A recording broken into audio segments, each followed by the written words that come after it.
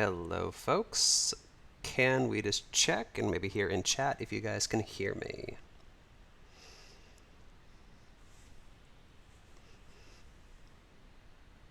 With the hope that the answer is going to be yes. Awesome! Isn't that exciting?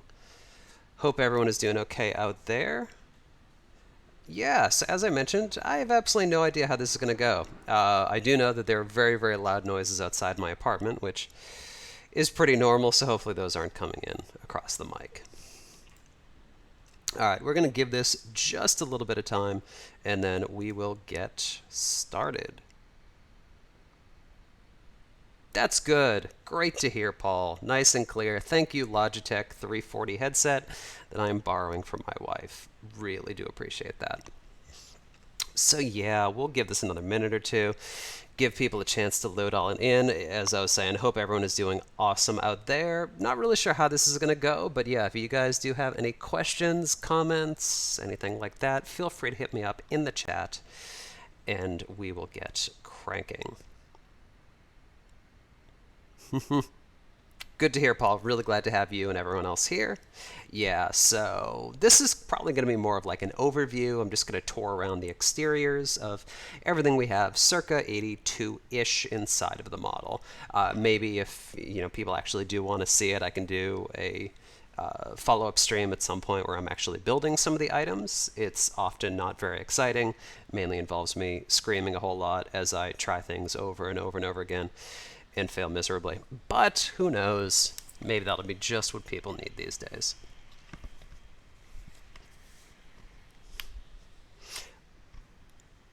Yes, so Chris asking, built entirely in Blender. Yes, this is 100% inside Blender.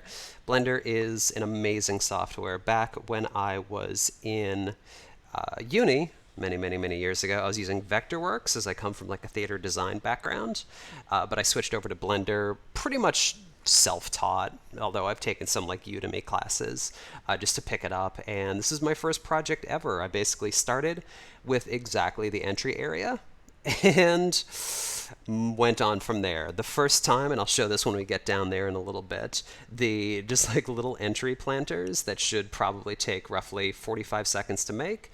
It took me about 4 hours, and even then I ended up deleting it and starting all over because I had no idea what I was doing. So it gradually got easier, otherwise I still would be trying to get Spaceship Earth done after a year and a half, so luckily it does improve very, very quickly. Yeah, Paul, exactly. So basically, this whole area looked like a bomb hit it yesterday morning. And then I realized, you know what, I really got to suck it up and start building some of these. Let's start with these railings. Each of these individual railing marks, or railing supports, I guess, pretty much hand-placed. And that goes for all of these, all of the ones down there, all the ones over here, pretty much everywhere. So I still have a good deal of work to do in this particular area just to build them all out, and some cleanup work to do, and I guess those are floating in midair, which is probably not great, but you know what, we'll deal with that as it goes.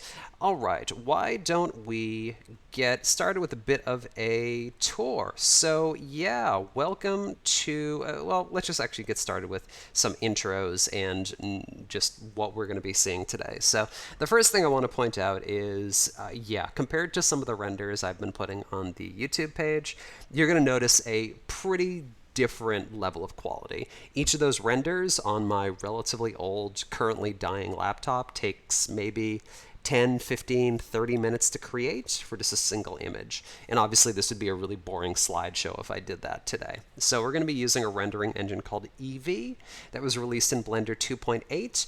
What it does really well is you actually can see that there's lighting. There's dynamic lighting off of the Spaceship Earth ball. And you can actually kind of see textures. What it's not great at is, yeah, let's take a look at that black on the middle right-hand side for those trees. Doesn't really render transparency as much at all, which is a little bit of a bummer. So this is going to be kind of a compromise between quality and actually getting an idea of what we want to see here, so everyone just be expected for that. If at any point you guys have questions, happy to talk them through. But yeah, otherwise we're just going to do a bit of a tour today. So let's hop to it. Yeah, so this is where you would be exiting if when the park was open, where you'd be exiting the monorail, which would come in pretty much in the center part of our screen. You'd exit on this side. Thanks, Paul. Yeah, it's kind of cool walking back through old school Epcot that I vaguely remember from when I was younger. Of course, as Paul mentioned earlier, this is pretty much the entry and preview area. I still need to find some photos and video and any sort of resources I possibly can on what the preview for Epcot really looked like at that time. But they basically ran the monorail the other way around, which is pretty interesting. So I guess this would be the entry as opposed to the exit. But let's turn around. We're going to walk on down. I think I made it a little too wide compared to how it actually was, but this is pretty much what you can still experience today. The main difference is the roof is magically floating in midair, because I haven't really built the supports for that, but that's why I like working in 3D, where reality doesn't need to matter. All right, so head on down. I can massively speed up how this walks, but my fear is people will get badly motion sick if I do make it any quicker than this, so I'm probably not going to do that. So let's just take a bit of a stop over here. So yeah, all of this was basically newly created as of yesterday. Still have a good deal of work to do on it and some touching up, but do what I pretty much never do in real life, which is actually stop for a second when I'm running into Epcot, take a bit of an overview over the entry area.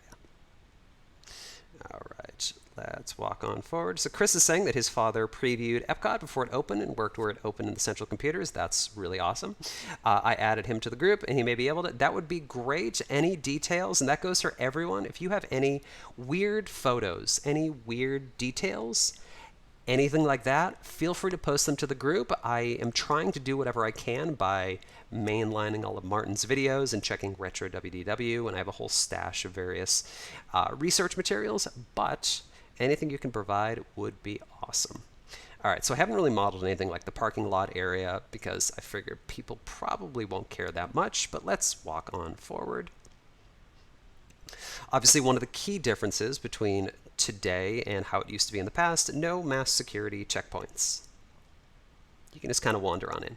It's very nice. Going to take a little bit of a stop over on this right-hand side. Do want to do a bit of a shout out to Backstage Magic. I don't know if any of you out there have gone on this tour. My wife and father and I did it back in November when we were at Epcot. Really great tour. I have a whole new appreciation of things like the American Adventure. They really take you into some really cool places, and this is pretty much where you are going to meet up with them. Really lovely. Yeah, Big Thunder, first off, welcome. Glad to have you here. Yeah, if you do have any of those details, I know it has changed quite a bit from 82 even to 84, let alone 94, but if you do have details, you never know when those little things will help out. Back in October, I was taking tons of really boring photos of various little corners of things I feel didn't really change. All right, so here we have our guest relations. So Andrew's asking, can we go on the actual rides, and are you going to add World Showcase? I'll answer the second one first. Right now I'm really focusing on Future World, mainly because World Showcase is so little changed comparatively over time. And in terms of the rides themselves, that is the ultimate goal, but I need help. If you think about, what was it, World of Motion has 158 audio animatronics. And that's just World of Motion. You think about the sheer amount of effort for the props, for the animation, for the video, the audio animatronics. That is a crazy amount of effort. If you know people who have skills in any of these various areas, feel free to let me know. Pass the project along. The more we share the project out, the better the likelihood we'll find people. Paul, are you using a map as a blueprint? Yes, I am, but even then, that can only get you so far, because if you think about the top down, that is always going to have, like a satellite view, that's always going to have a little bit of distortion just because of actually how it's formed. So I have been using that, but what I found is Earth Station changed pretty spectacularly between where we are today and just looking at that top-down view as opposed to what we actually saw when I got real blueprints. So it's a good guide, but it can only get you really so far. Yeah, I know Horizons and Journey into Imagination. I'm actually talking with Michael from the Journey into Imagination project, and we've had some communications with the Horizons Resurrected creator as well, just to see if we can, pool our work together. So those conversations are definitely ongoing. So here we have our entry area. I have absolutely no idea what was on our signs that were above the glass windows. If you have any idea what that looked like in 1982, that would be really awesome. Would really love to be able to see that. But for right now, I'm probably maybe just going to build out some like bare fluorescent tubes as background. The whole reason why I'm doing September 1982 is it lets me shortcut a whole lot of stuff in the month before actual opening, making my life a little bit easier. Let's just take a quick wander over to the what would be the monorail entry. It looks like for whatever reason, Eevee isn't rendering the monorail logo that I created in Paint. Yeah, Big Thunder, definitely. If you have any advice, feel free to post them to the group. Would love to have it. Yeah, so Paul, maybe what I'll do is I had posted a Trello board before. And in that Trello board, I posted like my work list. Happy to make like a new stack there to just say what the stuff I really need. Edward's asking if there is a chance that people will be able to virtually walk through this when it's done. That's definitely the goal. In conversations with some folks to see how we can get this into like Unreal or Unity, one of those game engines that will actually let anyone be able to download, sort of like what we have for Horizons and Journey into Imagination currently. That would definitely be the goal. Again, I have a relatively limited skill set. I'm really good at project management. I'm fairly decent at 3D modeling. Other things, my skills really quickly fall apart. Well, let's take a little bit of a stop, and let's take a look at just the view. Always one of my favorite views. I also really like this skybox, as you can see the sunrise coming in over from the east. Well, I know we've been kind of tooling around this area outside, which isn't necessarily the most interesting part. What I will do is keep on chugging through. Let's enter the park itself. Love it. So yeah, as I was saying at the beginning, if you missed it, this planter directly in front of us, this is the one that took me about 4 or 5 hours the first night I tried doing this. Almost ended up giving up, thinking this was completely impossible, but luckily kept on chugging with it. It's amazing how much easier it does go through. So if you do have any interest in 3D modeling, I highly recommend it. Blender is completely free. I have not spent a single penny on this entire project over the last 18 months or so, which is kind of crazy. So, first thing is we can see there is no mausoleum feel. We don't have those giant plinths that were added in the 90s as part of the, I guess, 25th celebration. This is what I believe pretty much this is going to look like in a few months when Epcot is done with all of its renovation. You can see it's just nice and wide and open. Our gardeners haven't yet installed any of our nice plants, so that's going to be coming, but hasn't quite gone through. See our monorail track overhead. We can see World of Motion over to the, not World of Motion, Universe of Energy over to the left as well. If you watch the opening ceremony right over to the west, kind of where I'm pointing, this is where Drew Barrymore and I can't remember his name. Can't remember what the host of the opening celebration, but that's pretty much where they were seated, right in the middle of the green grass right over there to the right. All right, Danny K. Thank you, Chris. I could not remember. I just had a total blank. And here we have the old fountain with the blue tile. We have the old Pyrex, the old plexiglass anyway, fountain right up at the top. I know that's what Retro WDW created a few months ago for their 35th celebration, or a few years ago, which was pretty cool looking. Walking around, I want to, first off, you can see that things are kind of phasing in and out. That's just a part of Eevee. It doesn't actually do that. It just gets a little weird with the geometry as I move around sometimes. These orange and blue speed strips, I don't really know what to call them, lasted apparently to the early 90s. Not exactly sure. I haven't gotten the colors exactly right, but you can also see that this mural has been re-added, I think just in screen print form. At least as of last October, I was able to see this right from the entry area at Epcot, which is really cool to see. It's basically my Facebook background image right now. I'm not probably going to show the wheelchair and stroller pickup areas. That's not the most interesting area, But let's take a look at the fountain once more. Very cool.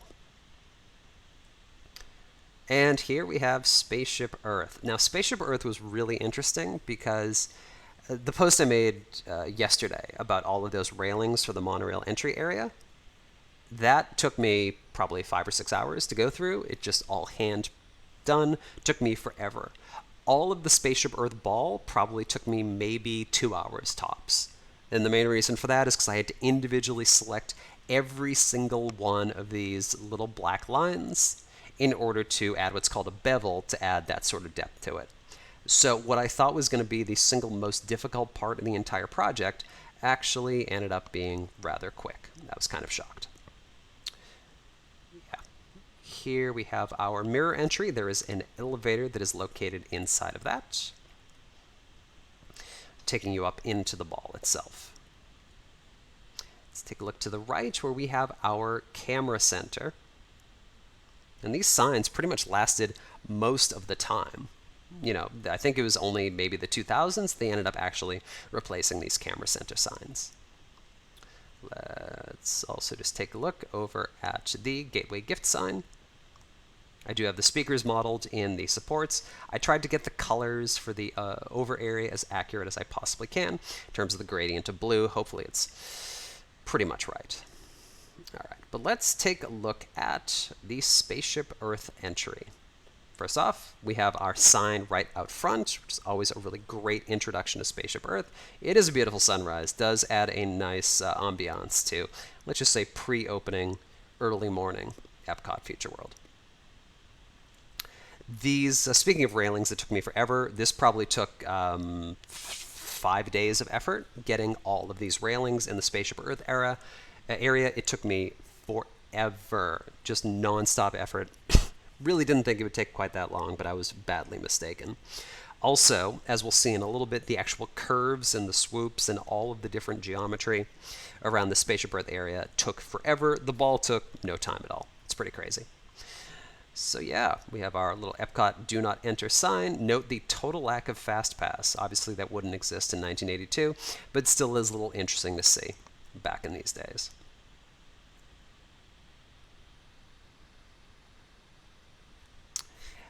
All right, so taking a look at the entry area, I think for whatever reason our Bell Labs signs have gone away. I may just have that accidentally hidden right now.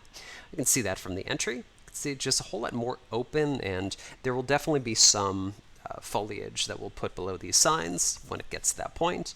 But otherwise, it was just very open and airy, and much like really all of Epcot. All right, so yeah, these swooping curves on either side, I basically had to restart from scratch 2 or 3 times. I just kept having to model it over and over again. Right now, this seems to be pretty accurate. Pretty happy with how it is currently looking. All right, let's head back through.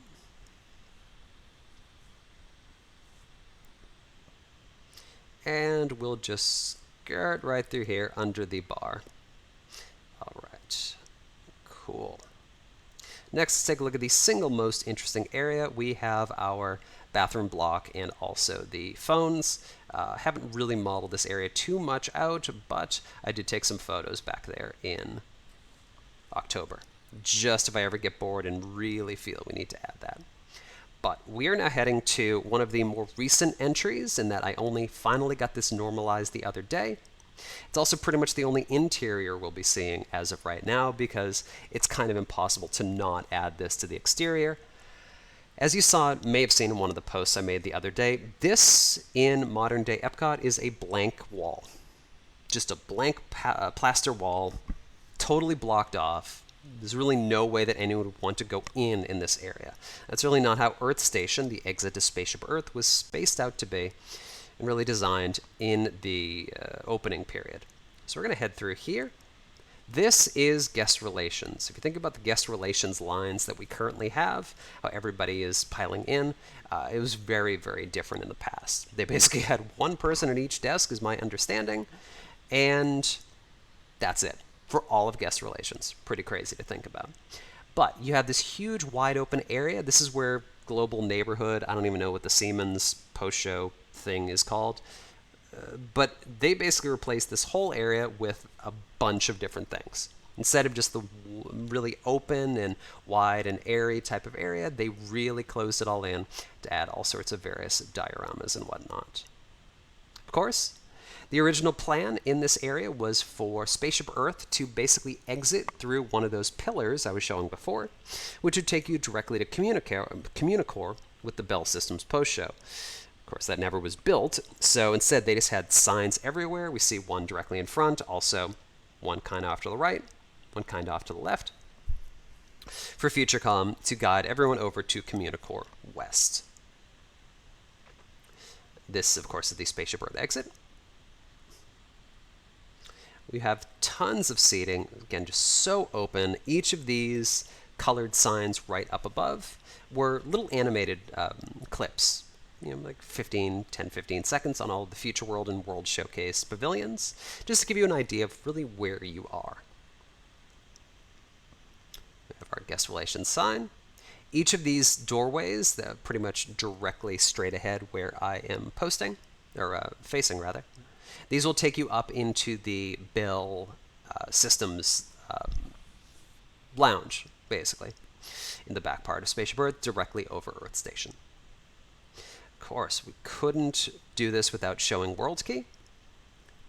Now, for anyone who isn't familiar with World Key, this is where you can not only use a touchscreen, often the very first touchscreen that any American would have used, since it was all cutting edge in the early 1980s, but it's also where you could actually talk to someone located right in Communicore East at Computer Central, so maybe 100 feet, 30 meters away, but still you could actually have live video conferencing for things like reservations. We have each of our World Key. We have our Bell World Key logo. And that's Earth Station. Yeah, it really, absolutely agree, Paul. It really was, felt like a different entire century compared to where tech was at that point. So it was pretty remarkable to see. Here we have Communicore West. Always easy to get turned around. Always remember that with Epcot, you are entering from the north and heading south, even though the maps for most of Epcot's period have shown it the other way around, like you're facing north, so it's super difficult to remember what is what. Yeah, it's funny because just given my age, I definitely have more memories of Interventions and Global Neighborhood and the old Sega Virtua Racer games back in the 90s period than I certainly do of Communicore itself. I really only had one, maybe two trips to Disney back when Communicore was actually up. So it's been nice getting some very, very long-lost bits of nostalgia as I've been working on this project. But think Energy East, water. That's a really good point, actually. Thanks, Big Thunder. I'm going to try to remember that. I know it's a pretty routine thing for people to mess that up, and I am still guilty even if I've stared at this model for hundreds of hours. Yeah, so think about just taking a bit of a step back. All of these big, wide open water areas with grass and everything, this was all completely covered with asphalt. 100% completely covered in asphalt over, and you had the weird quasi-sun shades that are over it. It's really crazy to think about how wide open the whole central part used to be. Now, of course, with construction going on, we're kind of back down to these very narrow walkways, and this whole area at Epcot, even in November on a non-peak period, was totally jammed up. Just completely smashed. So I can kind of see why they paved that over. All right, let's take a little bit of a loop around to the other side. I think, so Chris, I could be wrong. My understanding is that wasn't changed until the 90s, where they actually paved over all of that. I could be wrong, but I'm pretty sure it lasted a little bit longer. I definitely have photos in like 86 with the Living Seas operating where it's still nice and open and airy. All right, pop quiz. What is over here these days? Note the complete lack of entry areas. A nice hint is whenever I ask a question is probably when I'm reaching for my drink.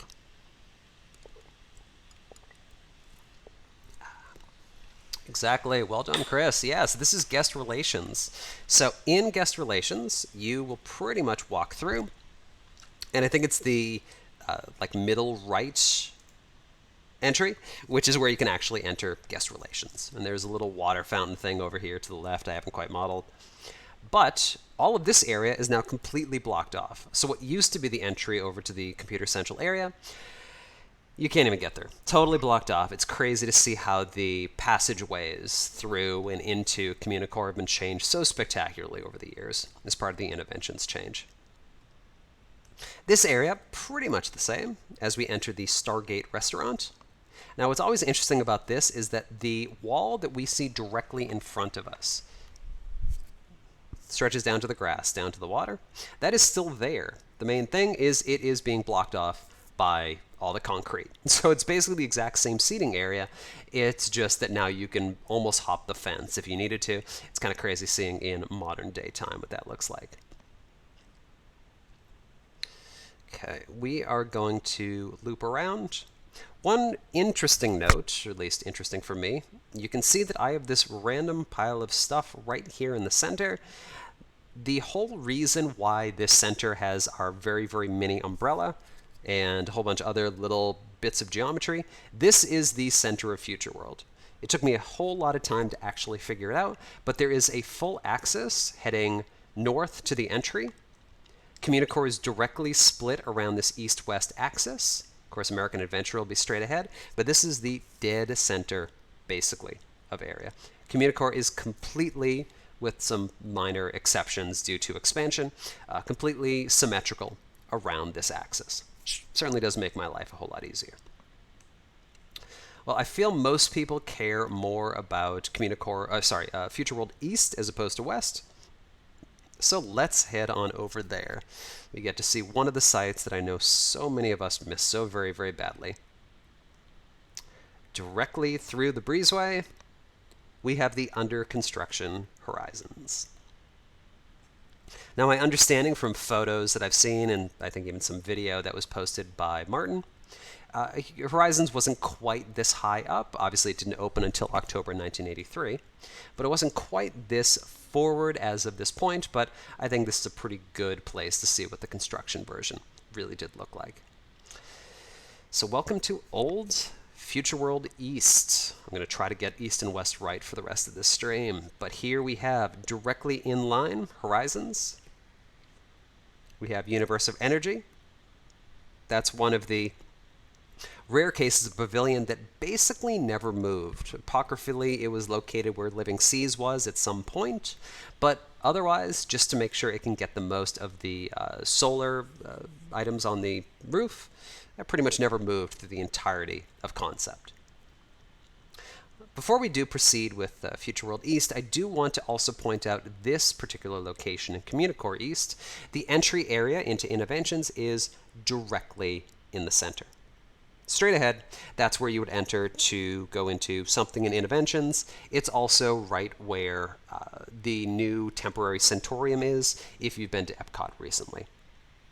Which is always weird to think that it's basically over the bones of the energy exchange, but that is now the entry. There's a little bit of a stage right in the center part located as well. All right, we have each of our umbrellas. These took me a shocking amount of time to model, but I think it's actually looking kind of cool.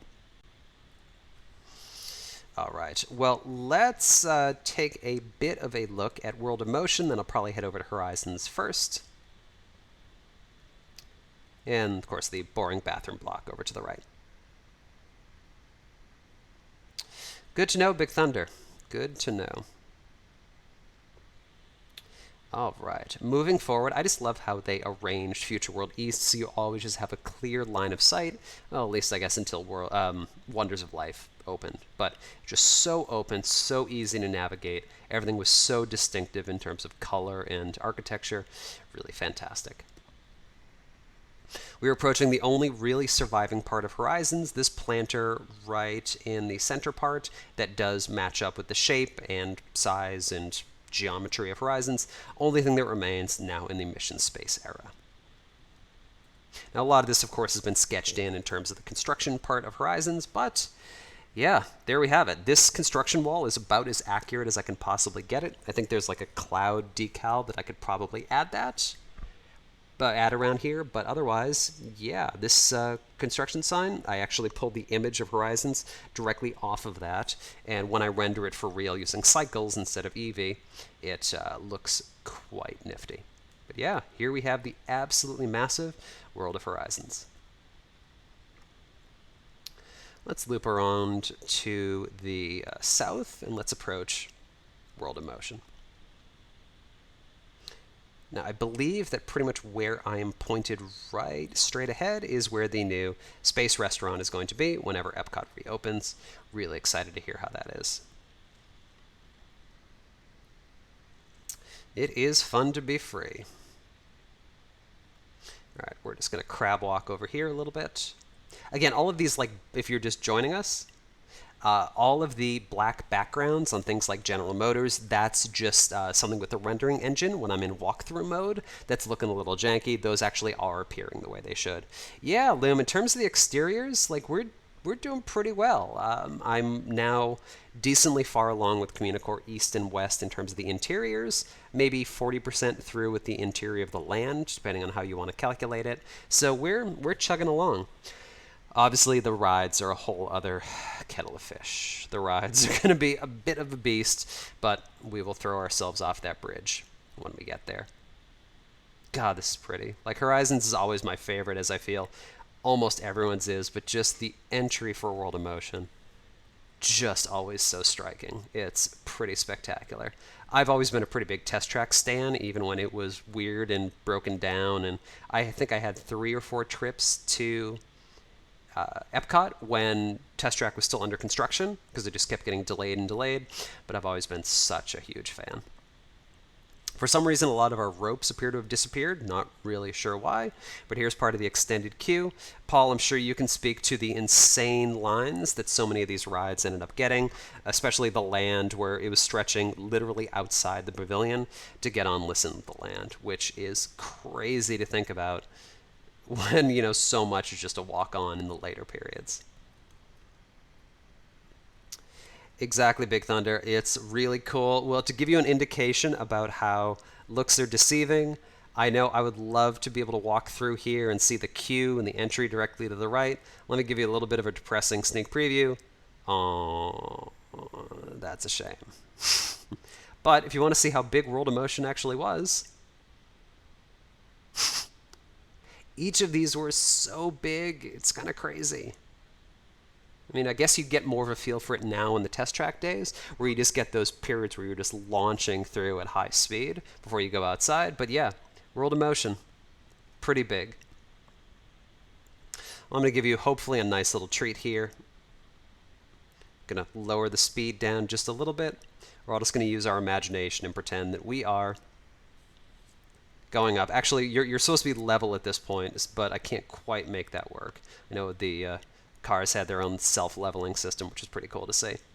But here, let's go into a little bit of a turn, and then the ride will break down so we can get a good view. Isn't that cool? Got Journey to Imagination, got the land. Pretty remarkable.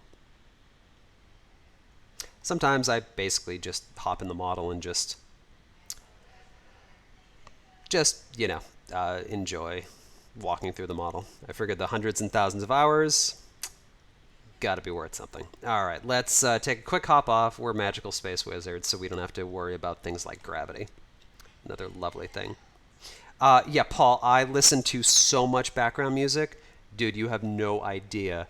If you listen to the Retro WDW podcast, I don't think I've gotten a single question wrong in the last, like, 12 or so episodes, probably more than that. I am now so good at Disney music because when you're dealing with railings for the 6 straight hours, you need some motivation, otherwise you'll lose it.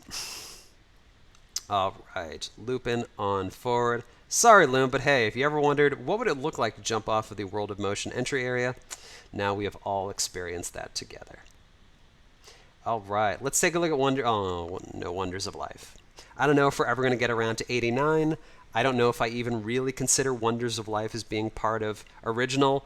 We are joined by my good buddy, if I may say so, Harry, who is an Epcot and Disney history fan. He is a wonderful tour guide. Again, definitely recommend when Epcot is reopened, you must take the Backstage Magic tour. It is fantastic. Like, look, American Adventure, we always thought was like cool. We knew it was really fancy and everything. You have no idea what American Adventure is actually like in the background. It is literally stunning. We left barely able to talk. So Harry, he is good folk. Good folk indeed.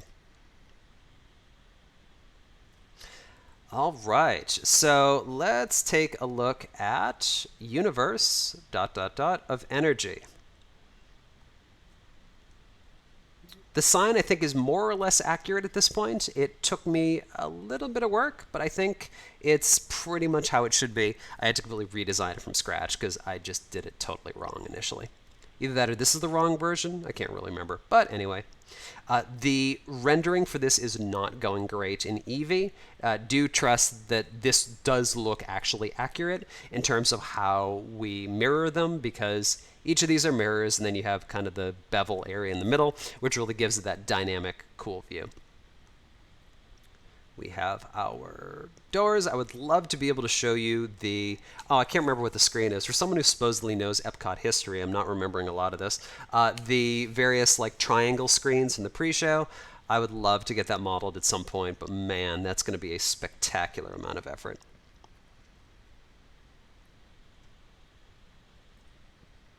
Radoc screens. Thank you, Chris. I love seeing people who know all their stuff. You as well, Big Thunder. Very cool.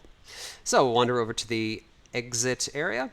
I think most amazing about the whole Radoc thing is that it ever worked at all. Like, just think in early 80s technology, how incredibly difficult it must have been to coordinate all of those items together. Truly crazy. Yeah, exactly. The pre-show was amazing.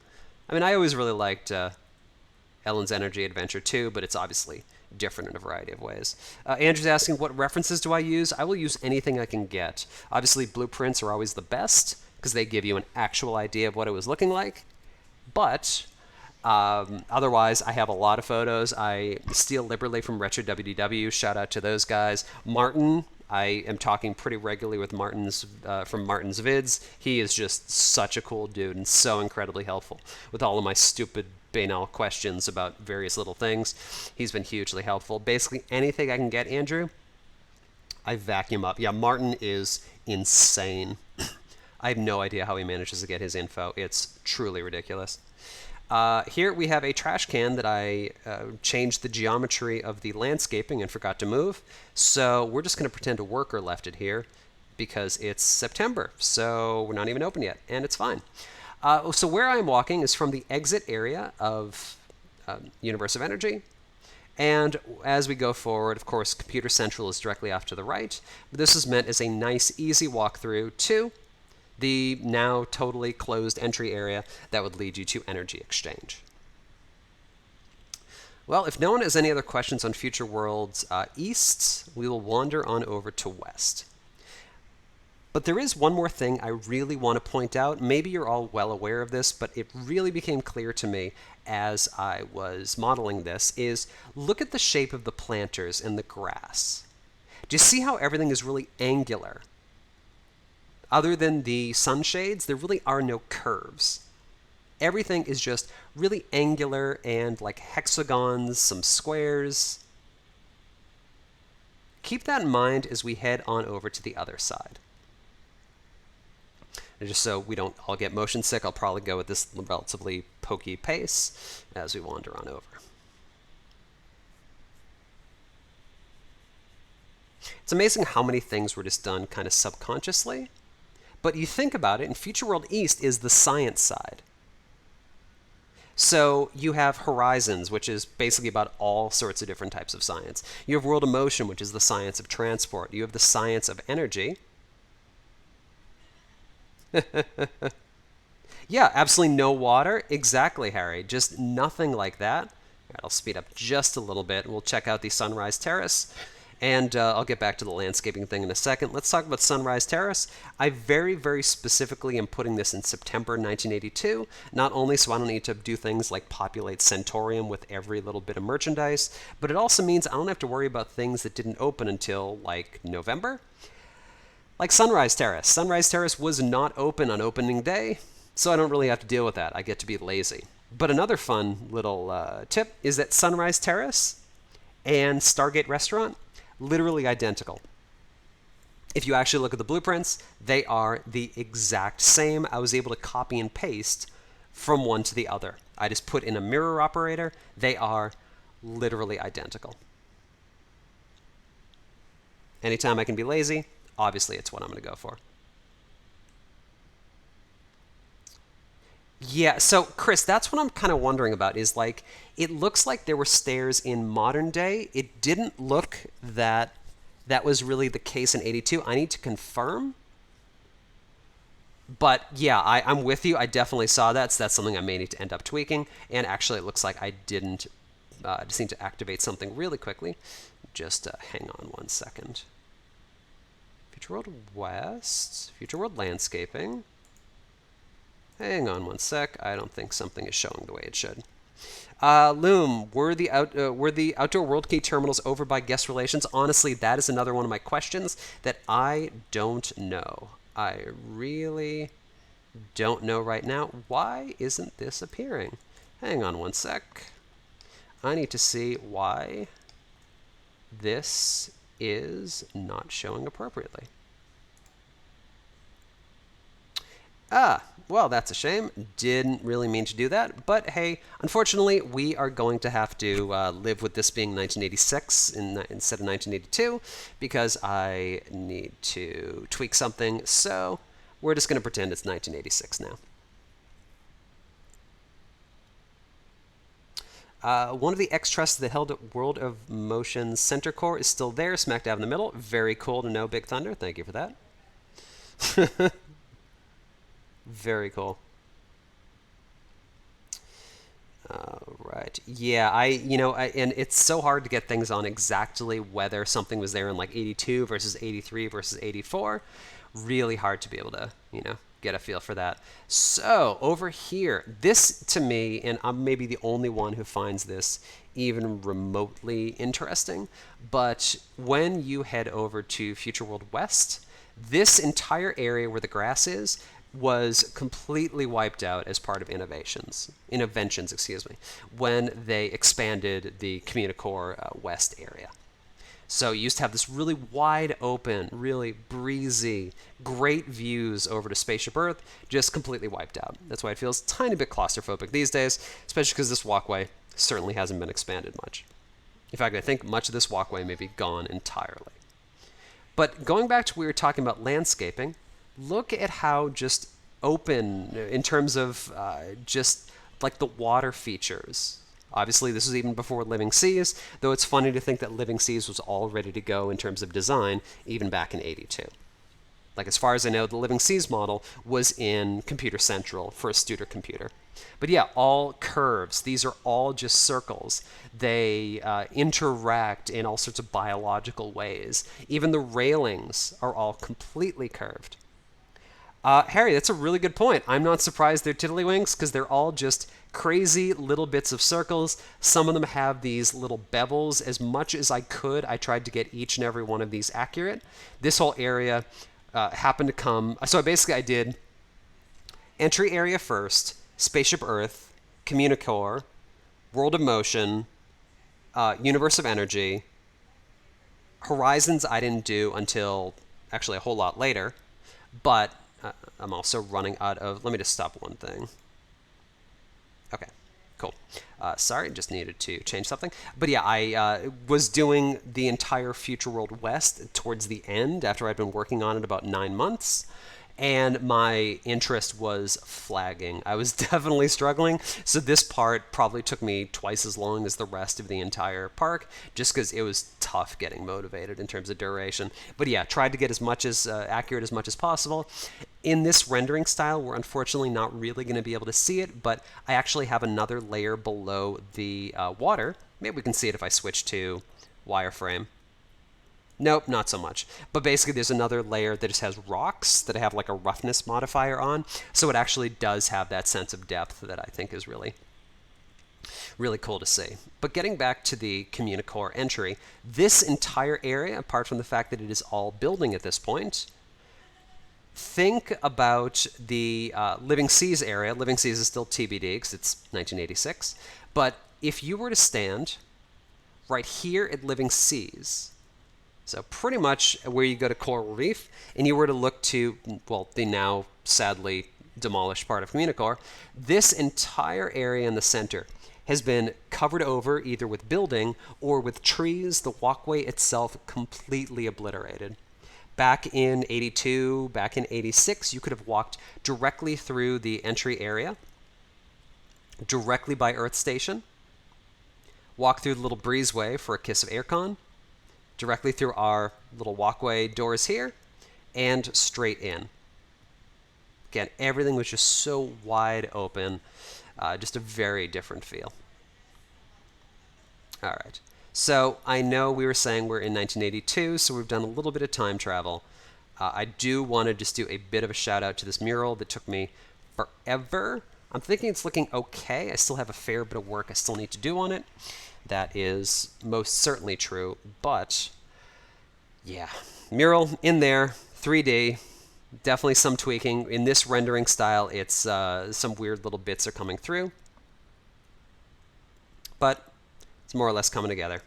Yeah, happy with it. Yeah, and I mean, everything, just the visual weenies everywhere, really remarkable, so well designed. All right, let's loop around. We have our monorail, we have our water. Look at it, the sunrise. I don't think that's actually possible, but let's just pretend the sun is somehow making it through a Communicore. In terms of things I realized I got wrong, here we have the land sign, and up until yesterday afternoon, this was completely solid all the way through, until I realized that the geometry was actually a whole lot more complex. So now you can see through. It's a minor thing, but it's important to me. Let's talk about the mural at the land exterior. First off, yeah, Eevee is making it look all sorts of weird, but each and every bit of this is pulled from Google Maps. Google Maps Street View. I took a screenshot of every little bit. Took me probably 2 days of UV work trying to match all of these together. There's still some pretty big issues. I'll be able to point one out in particular. This is obviously not accurate for like a variety of different reasons, but I think it's pretty much fixable. So I'll find a way to deal with that. I'll figure out whatever the land logo sign looked like at that point, and I'll fix that up. But yeah, it actually ends up looking kind of cool. Some weird discolorations, but considering how I pulled this out, not too bad. Real land connoisseurs, there is a grating that goes all the way down at the bottom. I do need to build that in. There are various other planter items. All of that. Yes, I agree. Denal Et is one of my favorite pavilions as well. Very, very nice. We also have our symbiosis sign. I think this was the original location of it before it was relocated over, I think it's over to this planter area itself. All the planters themselves have been reconfigured. This is basically off of a 1980 blueprint I found in terms of what the that looked like. Listen to Denal Et. Indeed. Listen to Denal. Listen to Denal. So here we have the, I never got an answer for it. Paul, I don't know if you ever know, but there used to be a much smaller glass dome over the center oculus, I guess I'll call it, that was wiped out at some point. Not really sure why, but yeah, this is now wide open to the land, or to the air rather, and I honestly forgot to put a little cut in the roof oculus area, so I need to remember to do that a little bit later. It's fun going through the model and seeing everything you got wrong. An endless list of things to update. All right. Oh, I guess that makes sense. Are the trees even still there? I can't remember whether the trees are even still there. It'd be funny if the trees got too tall and then they ended up taking it out and then ripped them out anyway. Interesting. Thank you, Epcot geniuses. All right, so the next thing is now that we're dealing with 1982 Living Seas, let's activate my other fun little side project. I don't know if I'm madly in love with it, and probably worth a little bit of a tweak. But hey, let's just pretend that we're going to Mickey's Runaway, the Great Movie Ride, located between the land and Journey into Imagination.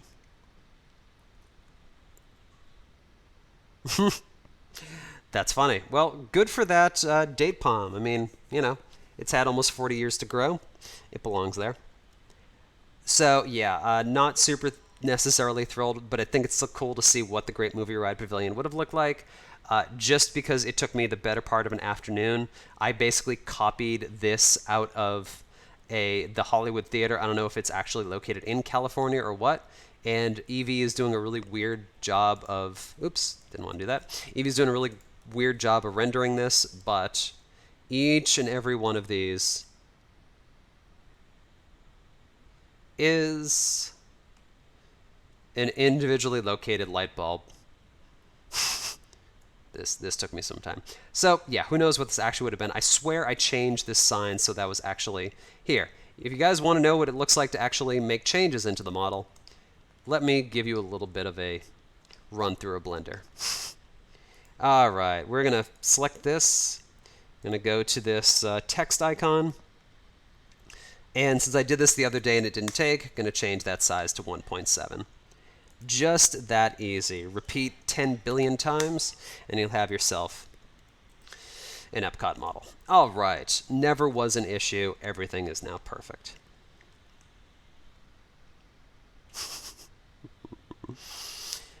And that's the Great Movie Ride. Fun times.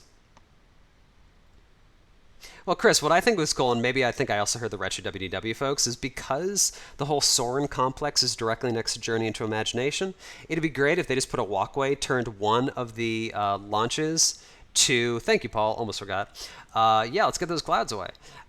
Just basically turn the Journey into Imagination pathway, give one of the Soarin' to them.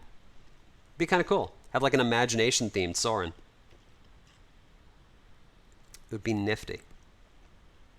Let's hit Journey to Imagination. Hey, let's look at the Journey to Imagination sign I keep forgetting to render.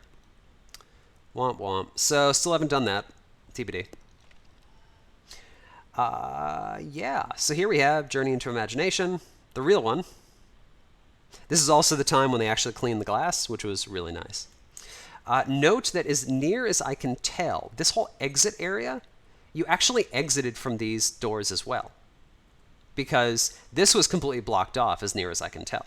You don't actually have the exit that comes through, the nice kind of flow. Although I guess, if you think about it, the whole concept was you'd walk into Journey into Imagination, you'd go on the ride that didn't open until 1983, so I'm off the hook in building that.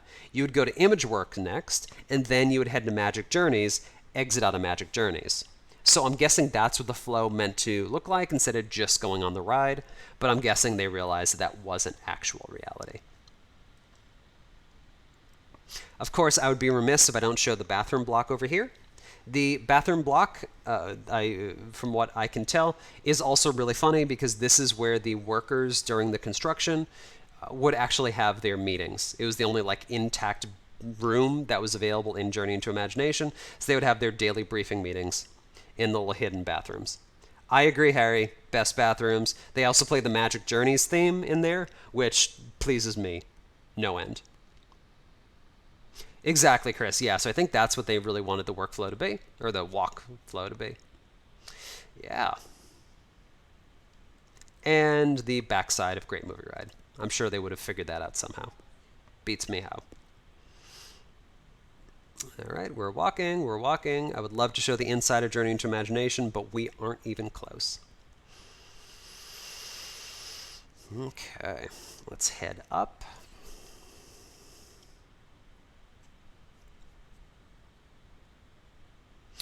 Back in November, I took the photo of a very nice Canadian family right in this location as I was walking around taking truly boring photos because of the great view that you have over all of Future World. We have our entry to Magic Journeys. Still haven't built the sign for that yet. That is TBD, along with the Kodak Photo Pass area that I also need to build.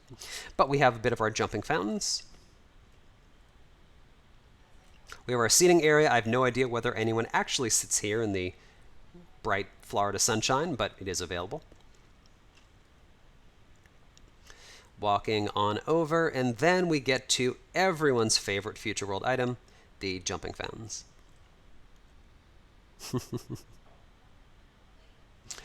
I have repeatedly said, okay, today I'm going to build the plastic fountain that was located directly in the water area next to Journey into Imagination, but no matter how many photos and videos I see of it, I still have no idea how it was built geometrically. As near as I can tell, it's actual wizardry that doesn't work in any sort of logical Euclidean universe. So that's still TBD. Working on that. We have our exit to Magic Journeys. You can actually hear the screams from the creepy clowns coming from within. I may actually have to put that in the walkthrough model. People just freaked out by all the clowns. And finally, because we're reaching the end of the model, we have our walkway up to the Kodak Lounge.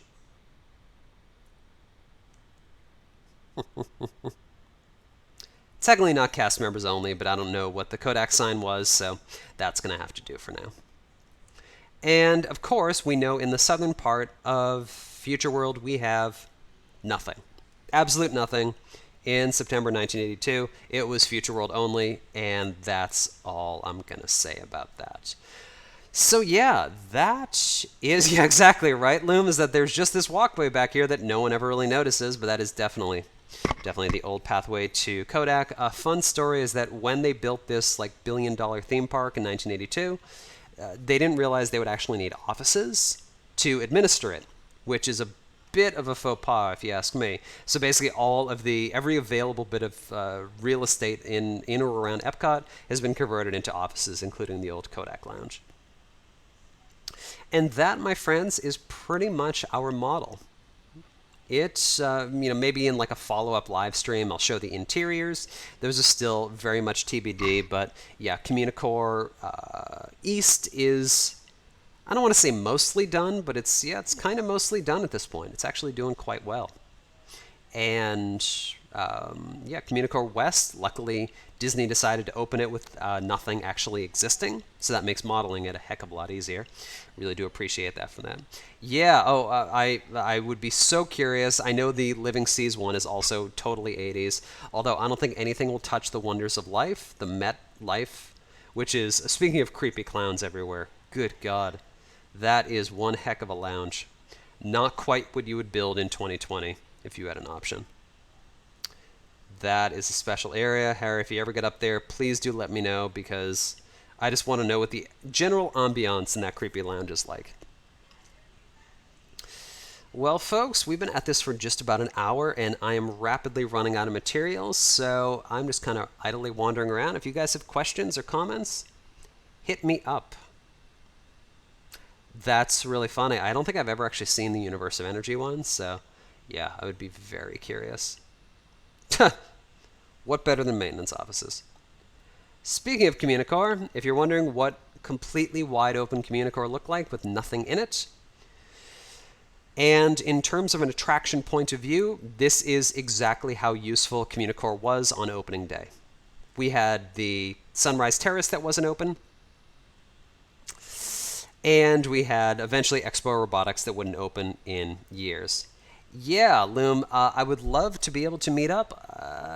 I'm in Sydney, Australia. Obviously, I am an American, as you can tell from the accent, but we are hunkered down here in Australia.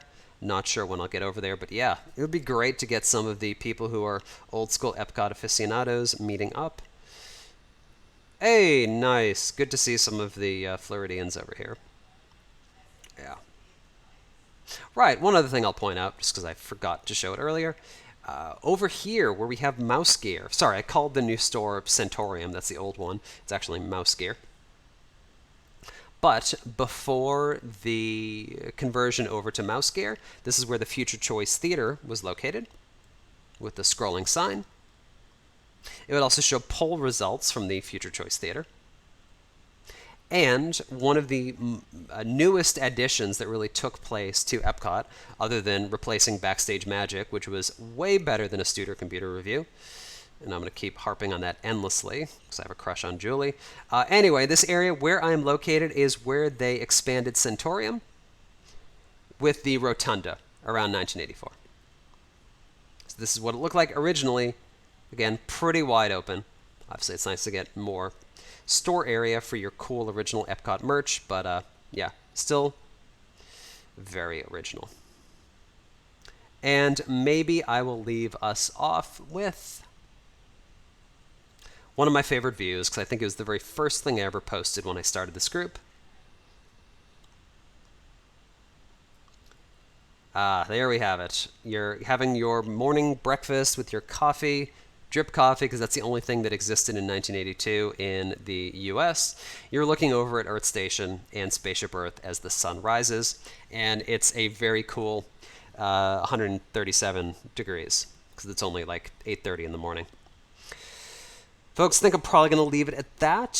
Thank you so much for joining me.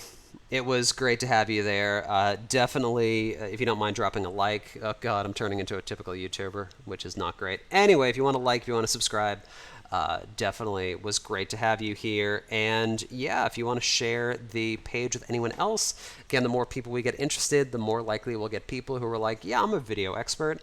I can easily create that entire computer game for you because we have like 50 of those to create. So that's ongoing. But yeah, you guys stay safe out there. I know the world's kind of crazy at this point. I'm in self-isolation for 10 more days, but trying to get some more work done. So you guys have a good one, and I will see you again soon. Bye-bye.